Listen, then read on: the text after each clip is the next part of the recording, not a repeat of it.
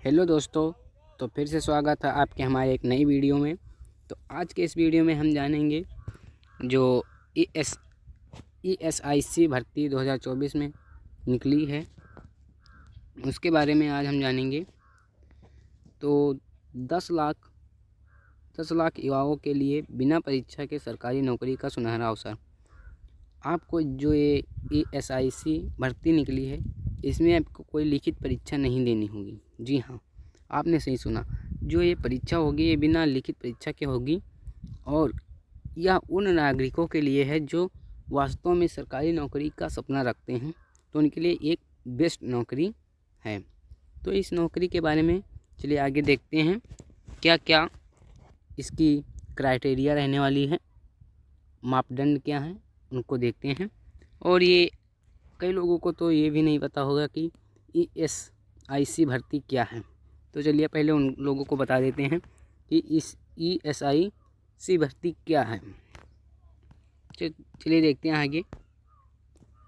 तो जो ये ESIC भर्ती है एक कर्मचारी राज्य बीमा विभाग की जो बीमा।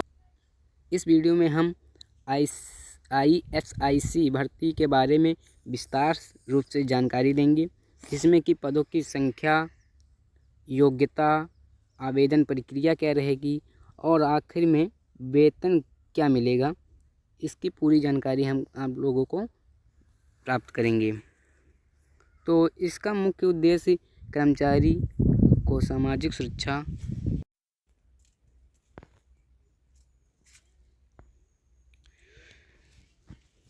तो चलिए दोस्तों आप देखते हैं इसमें जो पद हैं वो कौन कौन से पद हैं।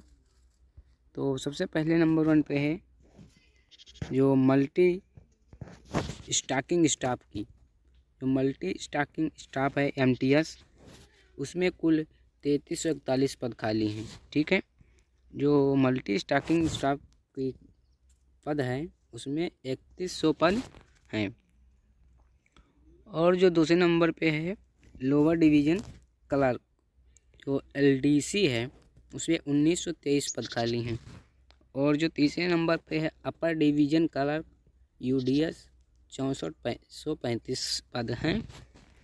और जो हेड क्लर्क असिस्टेंट उनमें कि कितने पद खाली हैं, 3415 पद हैं। ठीक, तो सोशल सिक्योरिटी ऑफिसर के मैनेजर ग्रेड 3 के जो पद हैं वो 2596 हैं पद खाली हैं। ठीक है, तो अब चलिए देखते हैं जो ये भर्ती है इसकी पात्रता मापदंड क्या रहने वाले हैं उनको समझते हैं। तो चलिए देखते हैं कि इनकी पात्रता मापदंड क्या हैं। इस भर्ती में आवेदन करने के लिए उम्मीदवारों को निम्नलिखित पात्रता मापदंड को पूरा करना होगा। जो आपको इस नौकरी के लिए आप आवेदन करेंगे तो कौन कौन सी आपको मापदंड वो पूरा करना पड़ेगा उनकी बात कर लेते हैं। तो सबसे पहले है शैक्षणिक योग्यता। आपकी योग्यता क्या रहनी चाहिए। तो जो कैंडिडेट्स MTS के लिए अप्लाई करेंगे वो केवल 10वीं पास होना चाहिए। और जो LDC और UDC के लिए अप्लाई करेंगे उनको 12वीं पास।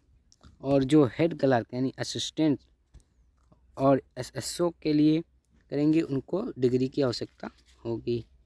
ओके, यहाँ तक तो आप लोगों को समझ में आ गया होगा। तो चलिए आप आगे देखते हैं कौन कौन से क्राइटेरिया यानी मापदंड हैं जिनको आपको पूरा करना पड़ेगा। तो चलिए देखते हैं। अब हम बात कर लेते हैं आपकी आयु सीमा क्या होनी चाहिए।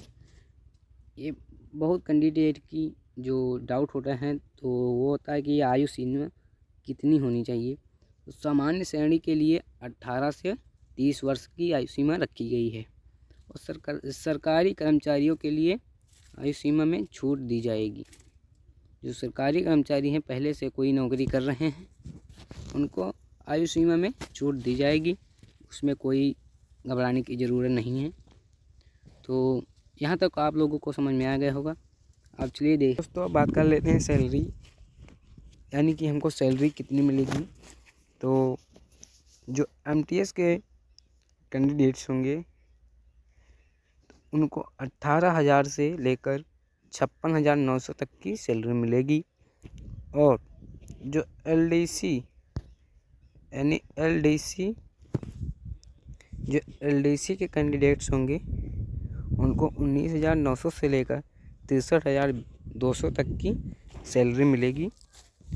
और जो यूडीसी के होंगे वो 25,500 से लेकर 81,100 तक मिलेगी। यानी कि सैलरी की बात करें तो सैलरी तो एक बहुत ही इम्पोर्टेंट किसी भी नौकरी के लिए मायने रखता है। और अब बात कर लेते हैं हेड क्लर्क यानी असिस्टेंट की सैलरी कितनी होगी। तो 34,400 से लेकर 1,12,400 तक की सैलरी बनती है, जो कि एक बहुत बड़ी सैलरी है। तो देखिए दोस्तों कितनी सैलरी आपको मिलेगी। तो अब और इससे ज़्यादा भी एसएसओ यानी मैनेजर ग्रेड के जो लोग होंगे उनको 44,900 से लेकर 1,42,400 तक की सैलरी मिलेगी, जो कि एक बहुत बड़ी सैलरी मिलेगी। तो सैलरी तो कोई कम नहीं है, बहुत है सैलरी। तो अब चलिए देखते हैं कि जो हमारा चयन प्रक्रिया क्या रहने वाला है। तो इस भर्ती में चयन प्रक्रिया निम्नलिखित चरणों पर आधारित होगी। जो चयन प्रक्रिया है वो 3-4 चरणों में जो स्थगित होगी। तो चलिए देखते हैं कौन कौन से चरण हैं। तो पहला चरण है वॉक इन इंटरव्यू। जी हाँ, आपको हम पहले ही बता दिए थे कि जो चयन प्रक्रिया में जो सबसे नंबर 1 पे आती है लिखित परीक्षा, वो आपको नहीं देनी होगी।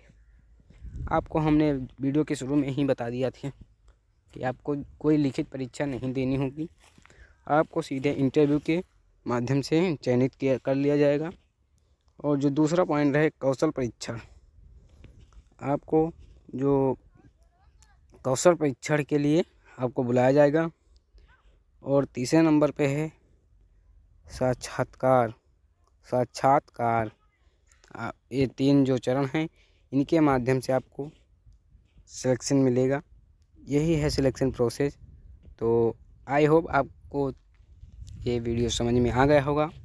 तो आप लोग ज़्यादा से ज़्यादा इस वीडियो को शेयर कीजिए एंड लाइक कीजिए एंड सब्सक्राइब। तब तक के लिए जय हिंद। मिलते हैं अगले वीडियो में। जय हिंद, वंदे मातरम।